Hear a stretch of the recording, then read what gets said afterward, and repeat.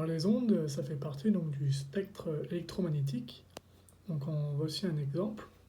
Donc en fait, on a plusieurs types de lumière. En fait, ça c'est ce qu'on appelle la fréquence. Donc c'est les ondes.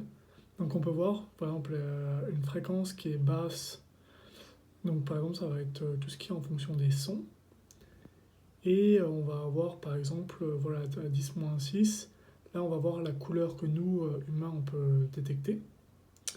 Et plus on descend, plus les ondes elles sont rapprochées.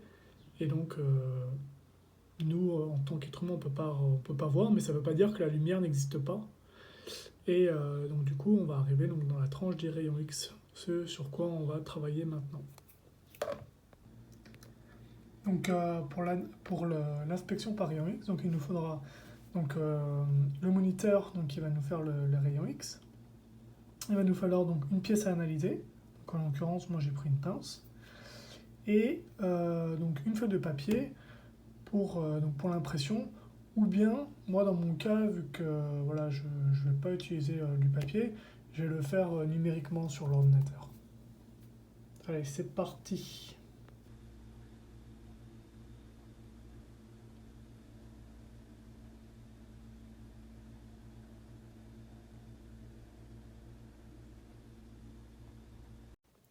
Donc voilà le résultat en fait donc de notre scannage là, par rayon X. Donc, qu'est-ce qu'on peut en remarquer? On peut remarquer par exemple qu'ici il y a un point blanc. Donc le point blanc en fait ça signifie que les rayons donc, qu'on a envoyés donc, à travers la pièce sont passés plus facilement. Donc ça signifie sûrement qu'il doit y avoir de l'air. Et donc du coup ça pourrait créer en fait une cassure à cet endroit-là. Donc voilà. Donc heureusement qu'on l'a inspecté pour voir ça. Donc voilà, on va faire donc la petite analyse donc, du computed tomography. Donc comment ça fonctionne? En fait, c'est exactement comme dans les centres de radiographie à l'hôpital. En fait, une machine va prendre donc des centaines de photos en faisant tourner une pièce. Et donc en fait, ça va être enregistré dans un ordinateur. Et donc à partir de là, on peut avoir donc une vue 3D donc, sur l'ordinateur. Et après, en fonction de ça, on veut rentrer dans la matière. Et donc là, en fait, vu que c'était une succession d'images, ben, en fait, on peut enlever des strates pour rentrer au plus profond de la matière, en fait. Et donc là, on peut vraiment voir s'il y a de l'air, la qualité, en fait, comment dire, du métal à l'intérieur, quoi, ou de la pièce, comment c'est fait. Donc là, si là, on recherchait de l'air, là, ce serait vraiment la meilleure des techniques. Souvent, on recherche de l'air aussi comment dire, dans les soudures. Donc dans tout ce qui est les analyses NDT pour rechercher de l'air, bah, les soudures c'est déjà une grosse partie. Donc pour un exemple dans l'aéro, par exemple on pourrait l'utiliser pour inspecter donc, une blade de la turbine haute pression. Donc par exemple, je vais prendre un exemple d'un moteur Rolls-Royce, le Trent XWB.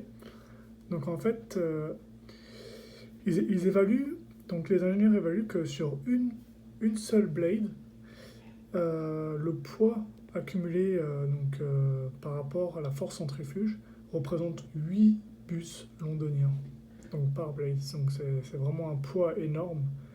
Et les 68 blades de la turbine haute pression, ils développent donc 50 000 horsepower, donc, ce qui représente 68 Formule 1 donc, de puissance pure. Donc on imagine bien que la radiographie, ça peut vraiment être un atout dans le domaine donc justement de la sécurité. Donc chez BMW aussi, ils ont fait donc, un spot de publicité sur justement l'analyse par rayon X. Donc on peut voir avec des robots qu'ils vont analyser en fait toute la structure de la voiture. Et donc au lieu d'avoir une pellicule, c'est directement transmis donc sur l'ordinateur en analyse numérique. Donc que vraiment, la technologie, ça évolue vite et qu'on peut faire vraiment des choses très intéressantes.